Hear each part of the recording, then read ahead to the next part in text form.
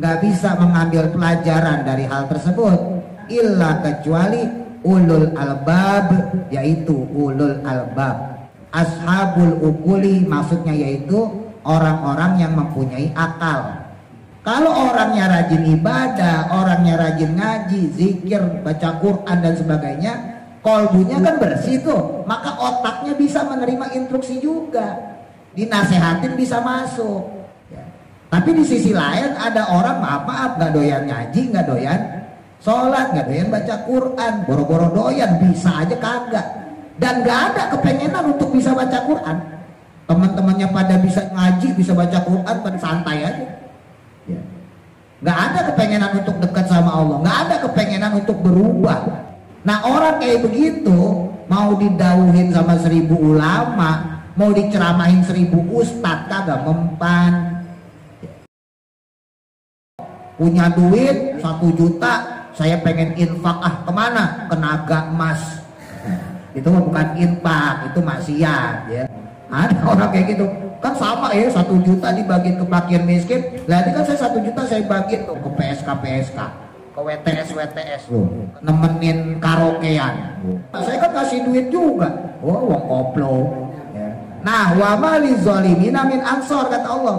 Bagi orang-orang yang zalim di sini maksudnya yang dia tidak mau melaksanakan zakatnya, tidak mau menunaikan nazarnya, dan juga dia keluarkan rizkinya kok untuk bermaksiat kepada Allah. Maka kelak nanti di akhirat orang-orang yang zalim tadi tidak akan memiliki min ansor, pembela, maniina, yang bisa melindungi lahum kepada mereka min adabihi, dari azabnya Allah. Tuh, kita ngasih ya. Amma sodakotul fardi, adapun sodako fardu maksudnya yaitu zakat ya, baik zakat fitrah maupun zakat mal. Kalau untuk sedekah fardu alias zakat, fal afdolu, maka itu yang afdolnya adalah izharuha, menampakkannya, liyuk tada, untuk supaya diikuti, bihi dengannya, wali alla yutahama, dan juga supaya tidak ada kesalahpahaman atau kecurigaan orang. Nah, jadi kalau untuk zakat gak usah malu-malu, justru tampakin, perlihatkan, justru itulah yang afdol. Tapi kalau untuk sedekah, yang afdol justru diumpetin, walaupun tidak apa-apa, ya tetap bagus juga ketika diperlihatkan.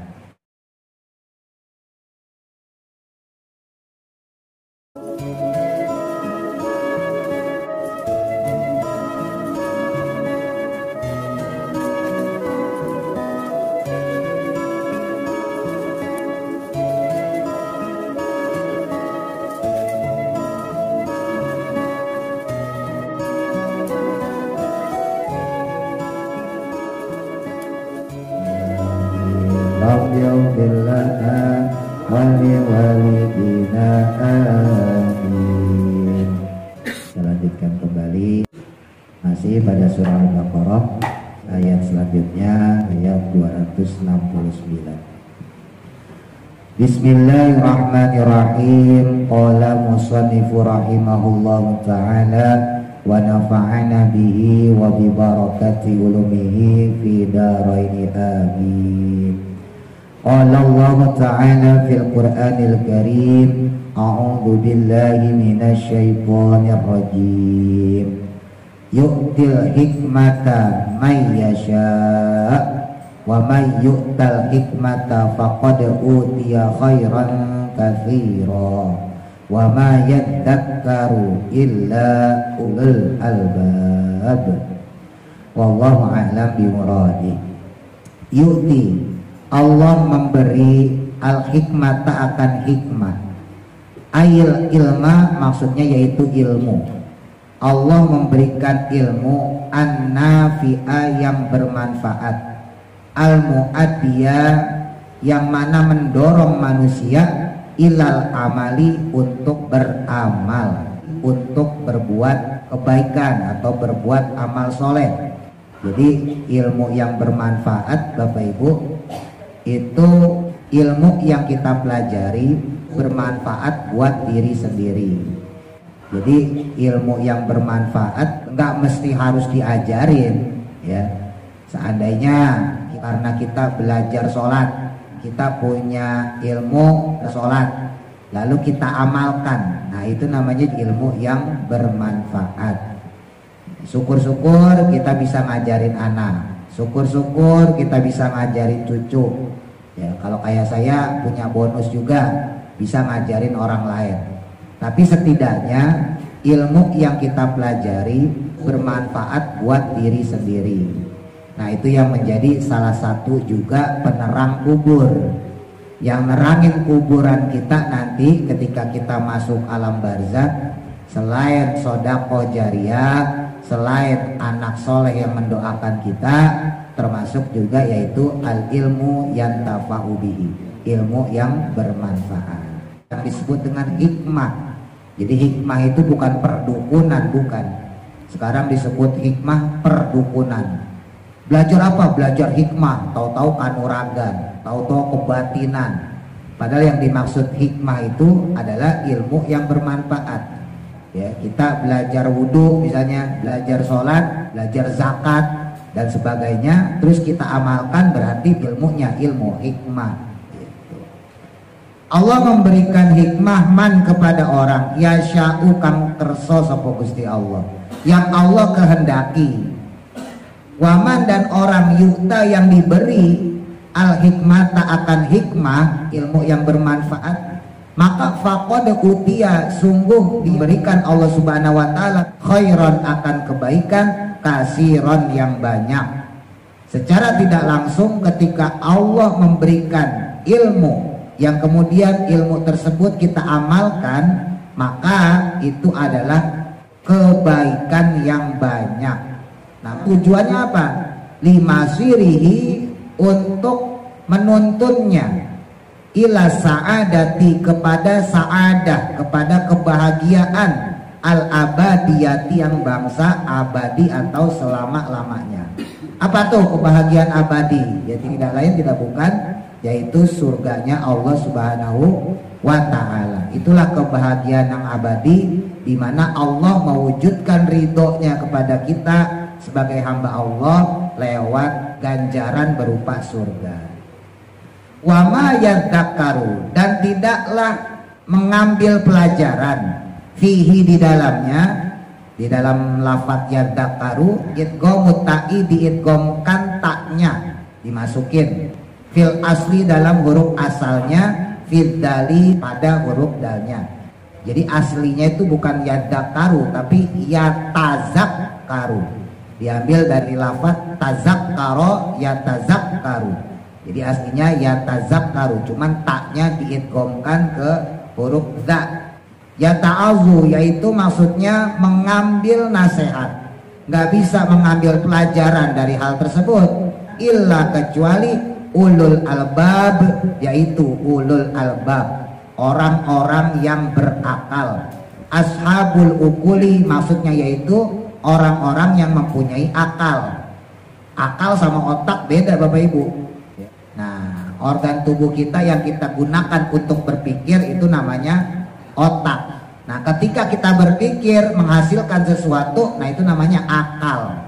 Ya. Orang punya otak belum tentu berakal, tapi orang berakal pasti punya otak. Jadi walaupun kadang-kadang kita ngomong juga salah ya. Ada orang nyebelin, dasar nggak punya otak. Dia pasti punya ya. Namanya manusia pasti punya otak. Orang gila punya otak. Kalau dibedah ya ada otaknya. Nah, maksudnya nggak punya akal. Ya. Jadi nggak digunakan untuk nangkep ilmu, nggak digunakan untuk mengamalkan ilmu. Makanya dalam hal pencarian ilmu ya Bapak Ibu, dengan kita belajar maka kita tahu. Dengan kita tahu maka kemudian paham. Setelah kita paham maka kita melakukan, kita amalkan. Nah itu yang disebut dengan ilmu yang bermanfaat. Jadi ilmu yang bermanfaat itu sekali lagi yaitu ilmu yang kita pelajari kemudian kita amalkan. Ketika kita sudah amalkan maka ilmu tersebut menjadi ilmu bermanfaat. Adapun kita ngajarin anak, kita ngajarin cucu, yang bapak-bapak ngajarin istri, yang ibu-ibu ngajarin suami, nah itu mah bonus saja. ya, atau ngajarin orang lain lagi arisan ngasih tahu, ya, Mas atau Mbak, sampean kok sekarang nggak pernah kelihatan lagi ngaji, ayo ngaji, padilahnya ngaji begini begitu loh, nah, kasih tahu, ya, Mas atau Mbak, sampean kok sekarang kurang sergap kayaknya, nih padilahnya ibadah gini gitu loh. Nah itu mah bonus saja. Ketika dia melakukan nasihat kita, melakukan anjuran dari kita, maka kita kecipratan pahalanya. Nah itu bonus ya.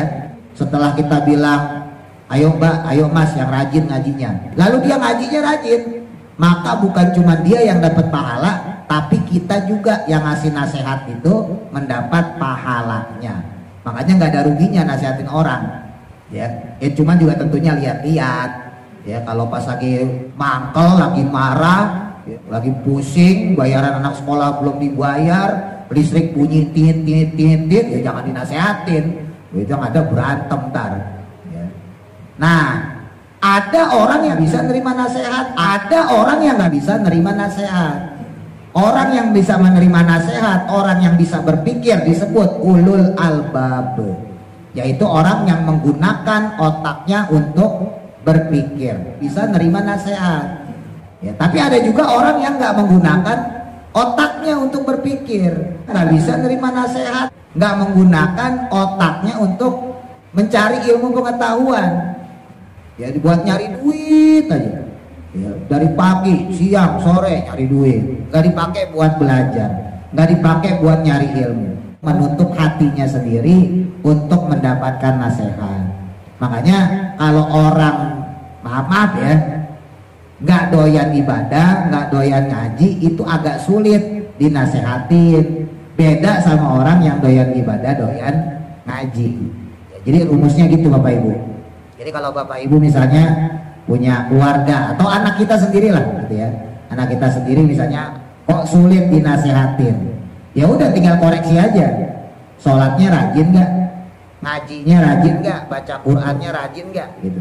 Kalau ngajinya rajin, baca Qurannya rajin, sholatnya rajin, insya Allah dinasehatin gampang, gampang dinasehatin. Kenapa? Karena kolbunya senantiasa terbuka. Kolbu itu, hati itu sinkron sama otak. Manusia itu diciptakan dengan akal yang jernih. Nah yang ngejaga akal itu jernih adalah kolbu Bapak Ibu. Orang kalau gampang marah itu karena otaknya itu nggak ditahan sama kolbunya. Sebaliknya kalau orang punya sifat sabar itu karena otaknya itu nggak gampang marah, nggak gampang caci maki dan sebagainya. Itu simpel, semuanya dari kolbu, dari hatinya.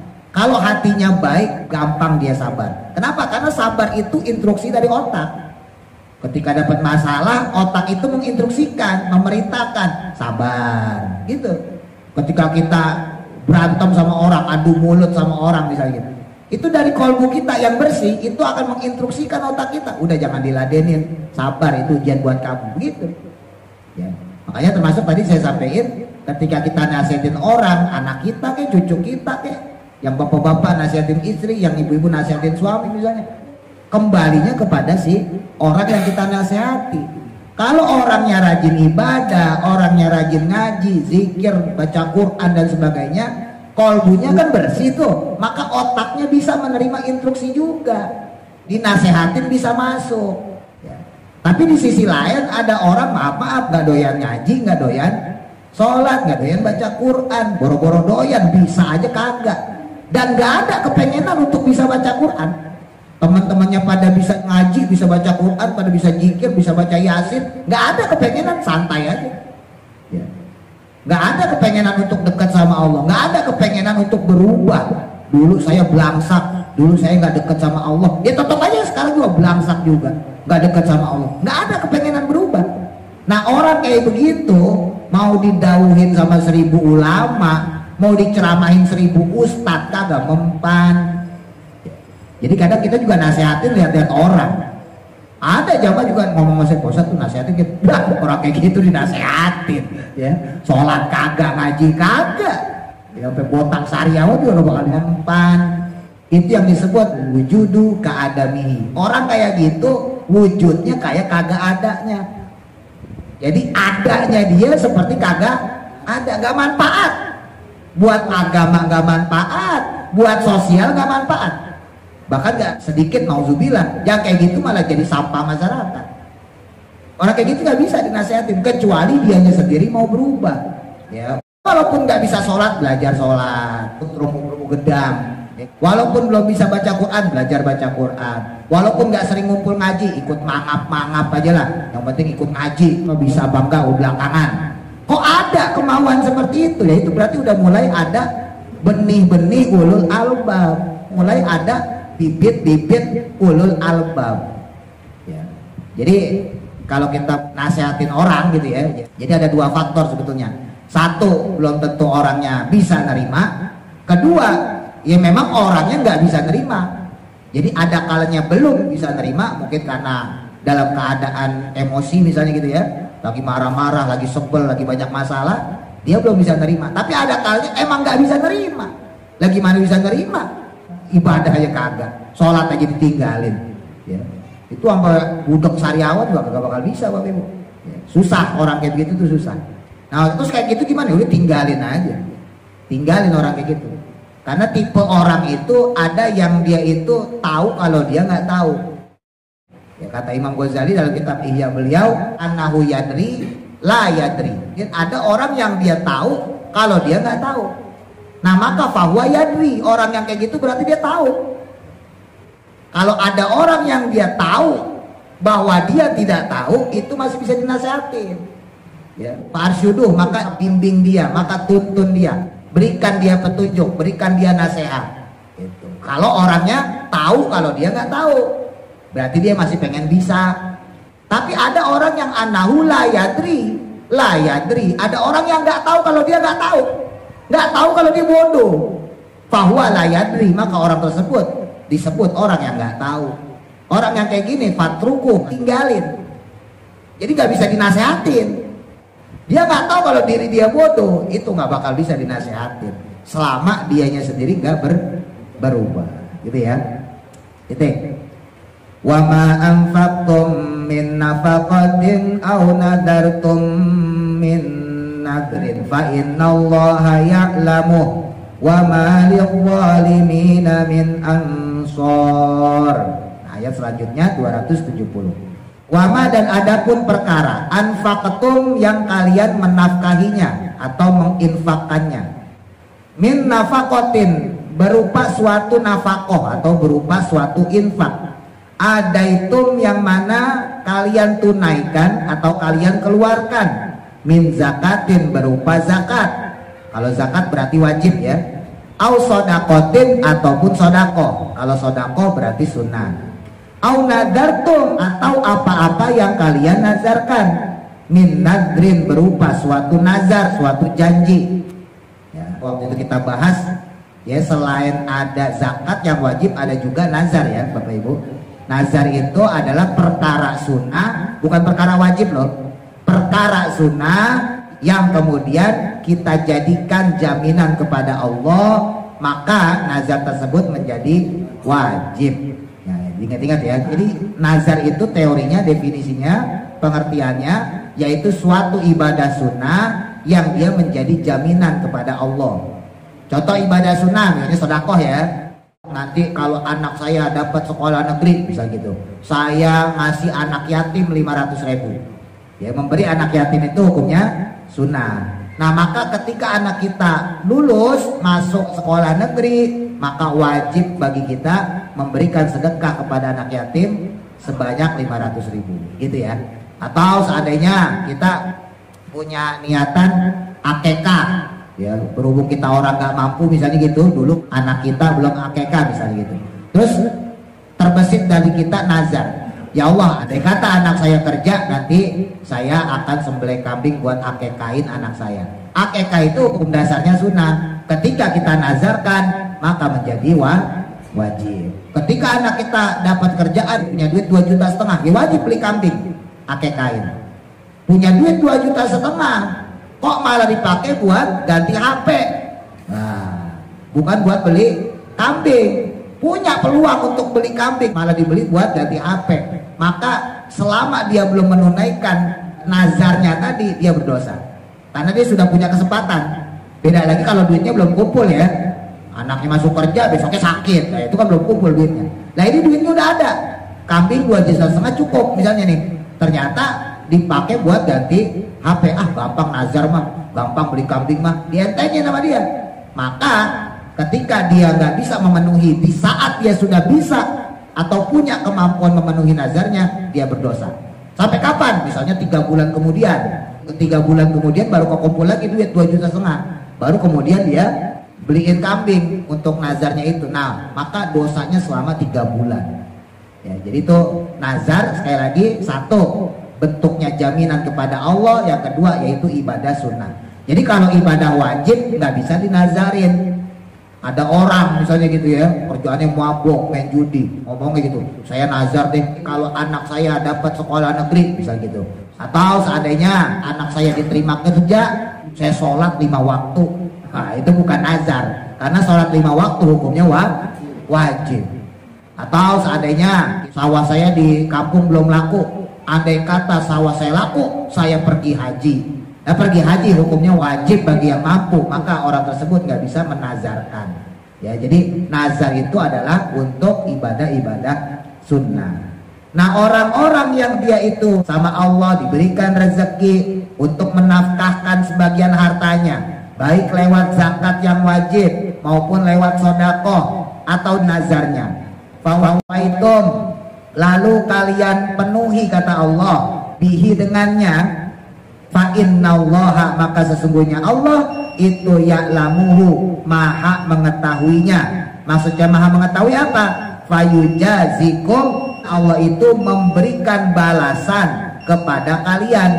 Ya, Allah mengganjar kepada kalian alaihi, atas pekerjaan tersebut. Ya, nafkah kita baik sedekah, zakat maupun nazar. Wama, dan tidaklah lizolimina, bagi orang-orang yang zolim, biman izzakati, maksudnya yaitu orang yang menahan zakat. Zakatnya ditahan-tahan, baik zakat fitrah maupun zakat mal. Wan nadri, dan juga nazarnya, udah nazar nggak mau ditunain. Au biwadil infaki, atau memberikan infak, dia punya duit banyak tapi menginfakannya fi ghairi mahalihi, pada selain tempatnya. Maksudnya bukan dikasih untuk kebaikan, melainkan min ma'asi lahi, berupa maksiat kepada Allah. Punya duit 1 juta, saya pengen infak, kemana? Ke naga emas. Itu bukan infak, itu maksiat ya. Saya kan kasih duit juga, wong koplo ya. Ada orang kayak gitu, kan sama ya, 1 juta dibagiin ke fakir miskin. Lah ini kan saya 1 juta saya bagiin tuh ke pelacur-pelacur, ke PSK, ke WTS, nemenin karaokean. Kan ini sedekah juga ya Pak Ustadz. Wong koplo ya. Nggak bisa kayak gitu, itu termasuk maksiat. Nah, wa mali zolimina min ansor, kata Allah, bagi orang-orang yang zolim. Zolim di sini maksudnya yang dia tidak mau melaksanakan zakatnya. Sekali lagi, baik zakat fitrah maupun zakat mal, tidak mau menunaikan nazarnya, dan juga tidak mau memberikan infak atau kelebihan rizkinya. Ya, dia keluarkan rizkinya kok untuk bermaksiat kepada Allah. Maka kelak nanti di akhirat, orang-orang yang zolim tadi min ansor, tidak akan memiliki pembela. Jadi nggak akan ada yang belain orang tersebut.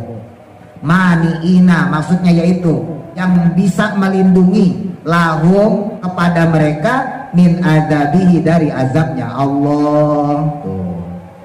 Intu bedu sadaqati fani'imahi, wa intukhfuha wa tu'tuhal fuqara fahuwa khairul lakum wa yukaffiru ankum min sayyiatikum wallahu bima ta'maluna khabir.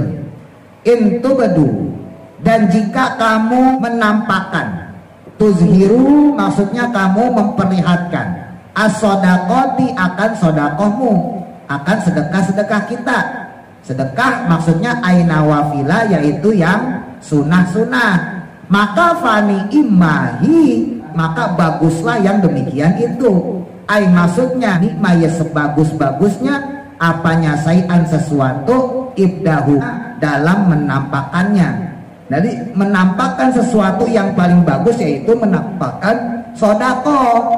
Ya, tentunya sambungan pembahasan kemarin ya, disertai dengan keikhlasan, bukan rasa pamer, intinya itu ya. Jadi boleh kita memberikan sedekah dengan menampakkannya. Jadi bagus menyedekahkan sebagian harta kita dengan ditampakkan kepada orang. Bagus di sini bukan dalam artian untuk ria, untuk pamer Bapak Ibu, bukan ya. Jadi bagus di sini bukan bagus untuk orang yang memberikan sedekah tadi, bukan untuk kita yang mengeluarkan uang untuk sedekah, bukan ya. Bagus di sini adalah bagus untuk si penerima. Sebab sodako itu punya nilai hablum minanas, ya. Andai kata pun kita ngasih orang tapi nggak ikhlas, kita ngasih duit 500.000 kepada anak yatim, katakan kita nggak ikhlas, tetap nggak ikhlasnya kita duit 500.000 buat anak yatim itu bermanfaat. Ada tetangga atau ada saudara kita datang kepada kita minta bantuan, kita kasih duit 100.000, 200.000, katakan kita nggak ikhlas. Tapi walaupun kita nggak ikhlas, duit 100.000, 200.000 tetap manfaat buat dia. Duit sedekah itu tetap bagus buat dia. Nah itu yang disebut dengan sebagus-bagusnya amal yang ditampakkan, yaitu adalah sedekah. Jadi bukan bagus untuk kitanya ya. Kalau untuk kitanya sendiri, kaitan yang kemarin, ya balik lagi, ria apa enggak, pamer apa enggak, sombong apa enggak, menyakiti hati orang yang kita kasih apa enggak gitu. Tapi bagi si orang yang kita kasih, ya bagus. Mau kita ria, mau kita pamer, gak ngaruh. Ya, buat orang yang menerima itu bagus. Beda sama sholat Bapak Ibu. Bapak Ibu mohon maaf nih, kita sholat misalnya, kita pamer supaya dianggap alim, supaya dianggap soleh. Ya, kita ngaji supaya dianggap pinter. Maka gak ada yang diuntungkan. Siapa yang diuntungkan? Gak ada. Bapak Ibu berangkat ke musola, ke masjid gitu ya, supaya dibilang orang soleh, supaya dibilang ahli ibadah. Siapa yang diuntungkan? Gak ada.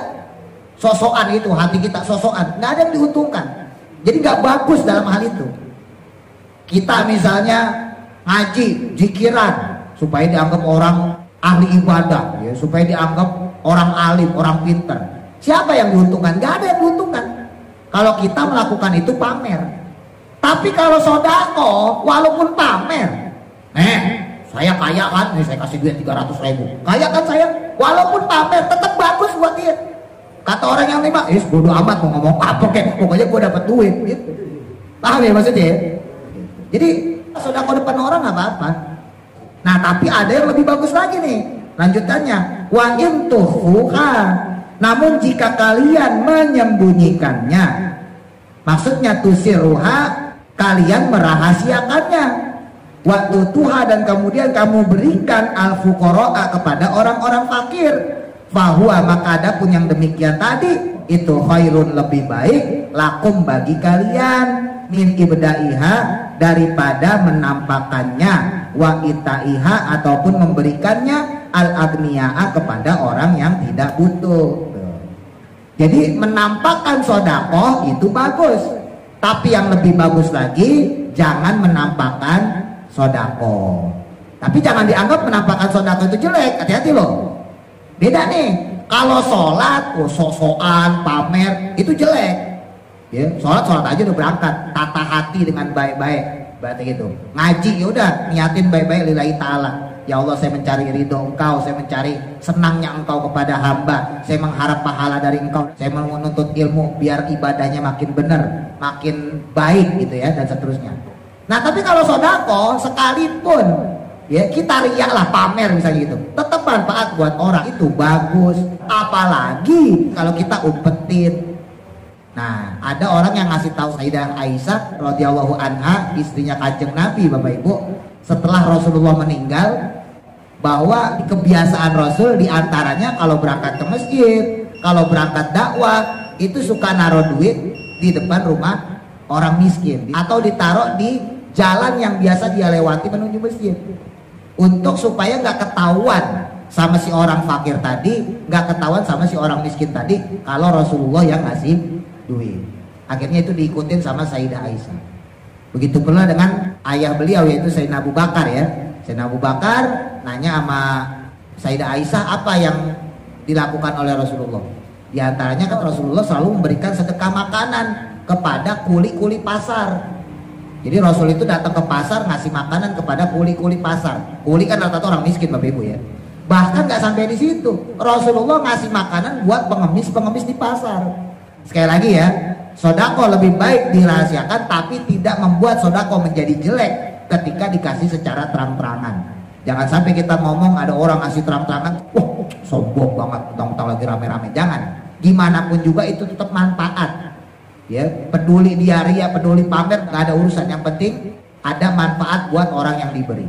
Nah dari sini juga kita belajar Bapak Ibu. Setelah memberi itulah kemudian ada nilai keikhlasan. Jadi nggak apa-apa sebetulnya ikhlas belakangan, nggak apa-apa. Emang idealnya itu ikhlasnya duluan.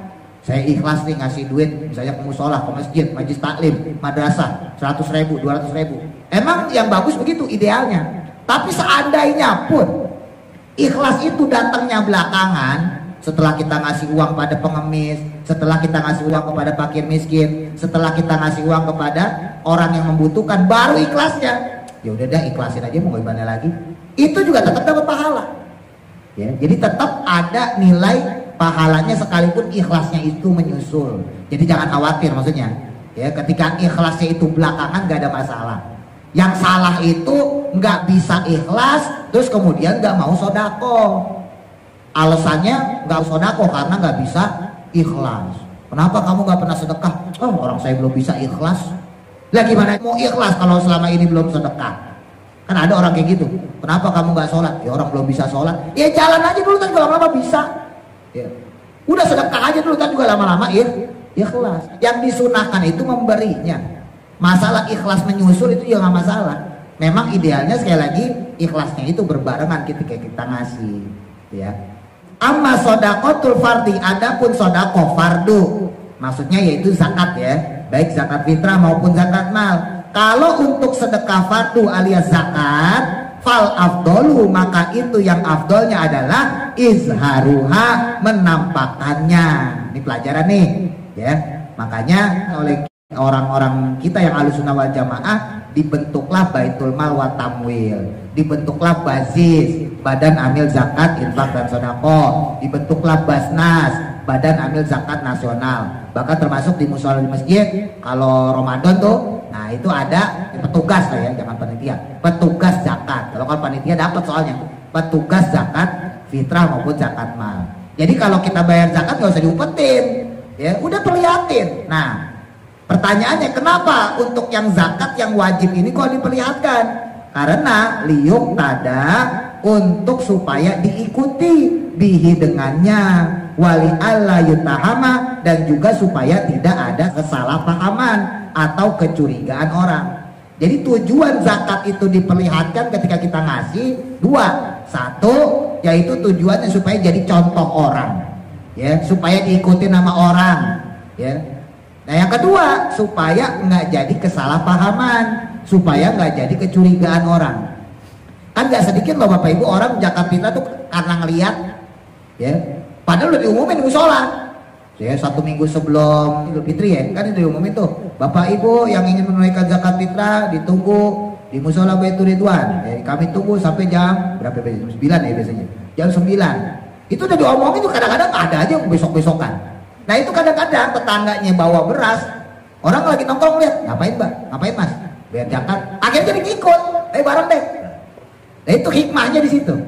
Ya termasuk zakat mal juga gitu ya, zakat fitrah maupun zakat mal. Jadi kalau untuk zakat nggak usah malu-malu, justru tampakin, perlihatkan, justru itulah yang afdol. Tapi kalau untuk sedekah, yang afdol justru diumpetin, walaupun tidak apa-apa, ya tetap bagus juga ketika diperlihatkan.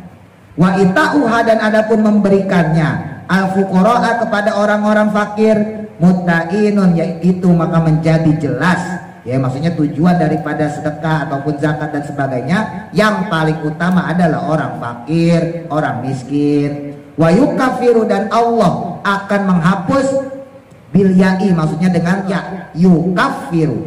Wan nuni, dan juga boleh dibaca pakai nun, majzuha, yang dijazmkan, dibacanya berarti nukafir. Nah, boleh dibaca yukafiru ankum atau dibaca nukafir ankum, dipakai nun, ya.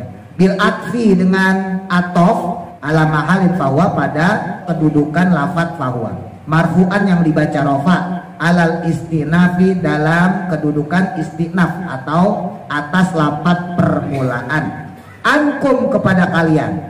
Nah, ibadah sodako tadi baik zakat maupun sodako yang sunnah ya, yukafir ankum itu bisa menghapus pada kalian min ba'di sayyiatikum daripada sebagian kesalahan-kesalahan kalian. Tuh, itu enaknya zakat, enaknya sodako, karena harta kita gak mungkin semuanya halal, tetap ada subhatnya ya, tetap ada subhatnya, nggak mungkin enggak. Bapak ibu dagang, ini baru, oh, baru dong, padahal udah 2 hari di kulkas ya kan, ya baru ya, tapi dibilang bohong ya enggak juga, orang barangnya bagus ya kan, ngomongnya itu yang bohong maksudnya ya, itu kan berarti subhat. Untungnya Islam punya zakat, untungnya Islam punya sedekah, nah manfaatin ya, termasuk orang yang kerja ya, kerja masuknya jam 8 baru kerja jam 9, nah itu udah korupsi 1 jam. Istirahat jam 12 sampai jam 1, jam 2 baru mulai kerja lagi. Nah itu juga subhat. Dibilang dosa ya kagak, orang ada di kerjaan. Dibilang kagak dosa, lah kagak ngapa-ngapain, nganggur, malah ngerokok lah kan. Nah, itu namanya subhat. Makanya Islam memberikan solusi dengan mengeluarkan zakat dan sedekah. Wallahu adapun Allah bima kelawan perkara tak malunakan agawe sapa sira, apa yang kalian lakukan, khabirun maha waspada, alimun yaitu maksudnya Allah maha mengetahui, bibatinihi dengan yang batiniah yang tidak kelihatan, kazohirihi seperti zohirnya, seperti yang kelihatan dari dia, la yukhfa tidak ada yang kesamar, alaihi bagi Allah syai'un sedikit pun minhu dari hal tersebut. Jadi nggak ada yang bisa dirahasiakan dari Allah. Allah akan mengganjar sesuai apa yang kita lakukan. Kita pelit ya, nanti bakal dipelitin sama Allah. Tadi disebutin wama lizolimina min ansor, nanti di akhirat nggak bakal diberikan pertolongan. Kalau kita baik maka Allah akan memberikan kebaikan pada kita. Nah salah satu bentuk kebaikannya yaitu menyelamatkan kita semua di akhirat ya, mudah-mudahan kita termasuk orang-orang yang ringan tangannya ya, mudah memberi kepada orang yang membutuhkan. Wallahu a'lam, mudah-mudahan manfaat. Al-Fatihah. A'udzu billahi minasy syaithanir rajim. Bismillahirrahmanirrahim.